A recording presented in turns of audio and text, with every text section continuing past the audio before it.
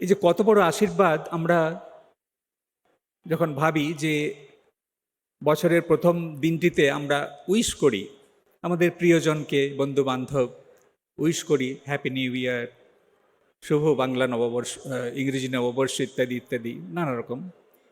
কিন্তু এই যে তোমাদের চৈতন্য হোক, এই যে একটা আশীর্বাণী, এর ব্যাপ্তি বা গভীরতা আমাদের ধরাছোঁয়ার বাইরে মনে হয়।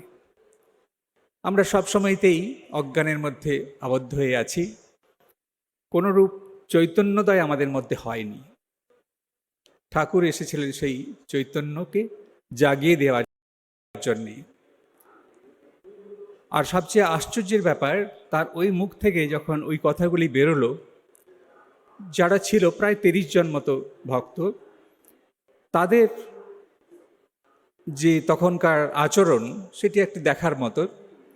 কেউ একদম ভাবে বিভোর হয়ে গেল, কেউ আনন্দে নাচতে লাগলো, কারণ তাদের মধ্যে চৈতন্যের জাগরণ হয়েছিল।